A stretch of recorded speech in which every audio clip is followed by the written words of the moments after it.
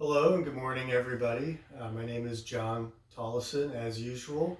My beautiful wife is behind the camera uh, recording this for us today. We're going to be talking about the fundamentals of long distance shooting. This is something I'm really excited to be able to present to you guys. We're going to be talking about overcoming the variables, trying to overcome the obstacles that might be in our way from pulling the trigger to hitting a target downrange and being a successful shooter with a rifle at long distance. Just a brief look at my background in this, the reason that I can talk about this. I've been in the Marine Corps for about 7 years. I was the chief sniper for a reconnaissance team, and I've spent a lot of time at various courses learning how to do this. So I'm actually pretty qualified, and I'm excited to share this. I'm passionate about doing this. So it's important to me that people know that anyone can shoot long distance if they overcome the variables correctly. My wife can do this, she's done it. Little girls compete professionally at this and make money doing it. This is not something, that's just for Chris Kyle or people like that. This is something that anyone can do if they learn how to do a little bit of math, if they're willing to have a little bit of discipline and take some time to practice. This is something anyone is able to do. So we're going to take a look at three, we're going to call them variables, kind of the language we're supposed to use. Uh, you know, just three very, very, very basic things to think about. And the first one is the shooter.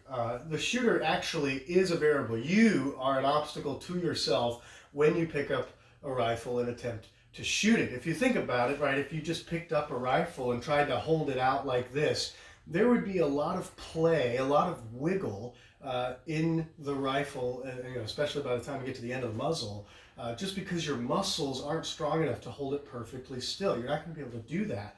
And so what we do is we use support.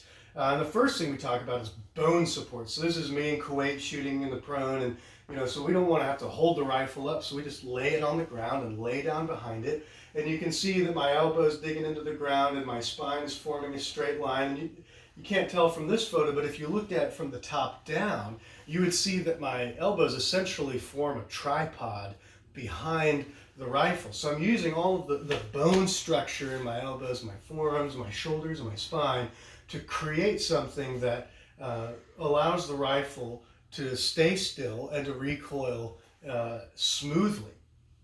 Using bone support is something very essential and very helpful for people who are starting to shoot. The other thing to realize is you just got to use something. You just got to use anything for support. Basically, you want to avoid just picking up a rifle and going like this if you don't have to. If you have to, you have to. Even back here, you see I'm using bipods right there, right?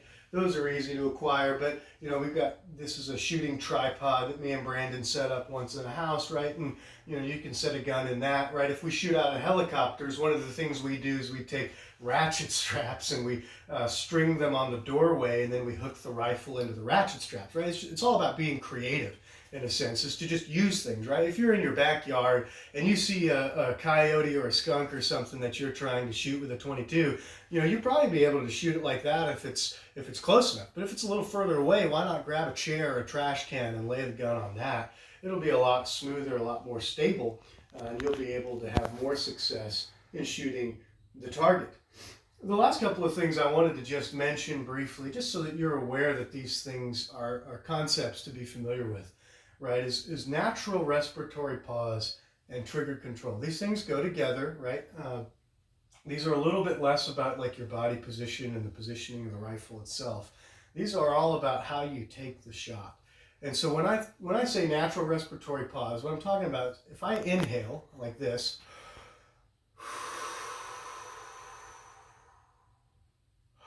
there was a little pause right between my exhale and my next inhalation. And that's the pause we're looking for. I inhale, I exhale, pause, press, and then I inhale again, right? So right there is the timing that you would like to pull the trigger. That's the moment where your body is the most still. Even if I'm laying behind the gun like I was in the photo a few slides ago, if I'm breathing, my chest cavity is expanding and compressing, and I'm going to see that movement in the scope of the rifle.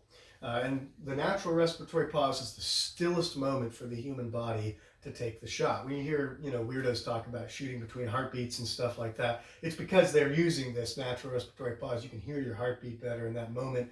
Your body's very still. It's actually possible to do in that moment. Trigger control, obviously we talked about timing, right? We want to time that trigger control with the natural respiratory pause. But when we say trigger control, we're also just talking about a slow, steady squeeze, right? This is something that you actually have to practice without bullets in the gun, without any magazine in the gun, right? Without the gun pointed at anything, except maybe a wall or something very, very safe, right? You're not shooting. It's helpful to practice trigger control, and we call it dry firing, just so that you get used to the feel. And it helps you learn how to avoid, jerking it or pulling it left or pulling it right or flicking the booger, right? Or whatever kind of weird sayings we use to express these things, right? Because the end of the day, we're looking for a slow, steady squeeze straight back to the firearm. And that's going to keep you from missing the target. Trigger control helps you miss more often than most things. And honestly, I still struggle with a lot, and I still have to practice my trigger control pretty regularly. The second variable, and we're just going to touch on this briefly, is trajectory, right? This is the moment the bullet leaves the firearm and is in the air headed towards the target, right? And there's just a couple of things worth mentioning. You can see, if you can see, this kind of parabolic looking path that the bullet is taking out of the gun. That's because of gravity, right? If you're going to shoot something close to you, you can aim the gun perfectly straight and it might get there, but eventually gravity is going to act on the bullet and it's going to drop. And so to shoot something further away, you can see the little rifle here is canted upwards, and it causes the bullet to take kind of a parabolic path. And this is what a scope is really for, is to actually measure how much cant you need to hit something that's farther away. And it's measured very, very microscopically, if you will. It's very accurate. There's lots of math you can do to figure it out. But it's interesting that that's just the way you do. Think about shooting a Nerf gun. You got to aim it up to get it to shoot a little bit farther. The other thing that happens during the trajectory is wind. And wind makes everything complicated. Wind just, you can account for gravity and have a scope with all the measurements inside of it.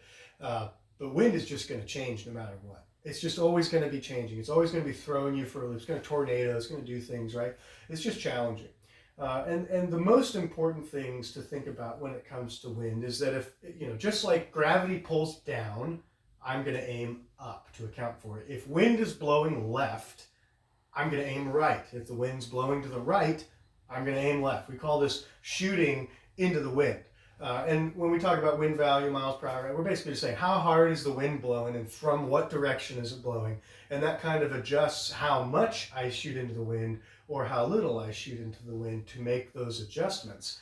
And it's really amazing to think about literally pulling the trigger and letting the wind blow your bullet into a target because you did the math right.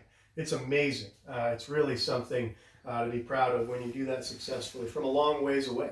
I can remember times when I was shooting at 1,000 meters, which is way too far, and I was very bad at it. But you make that adjustment and you calculate it all as best you possibly can, and you just watch that bullet. You can see the bullet actually, because it takes so long for it to get there, and you see that bullet track all the way there, and the bullet blows it in. It's amazing, really fun.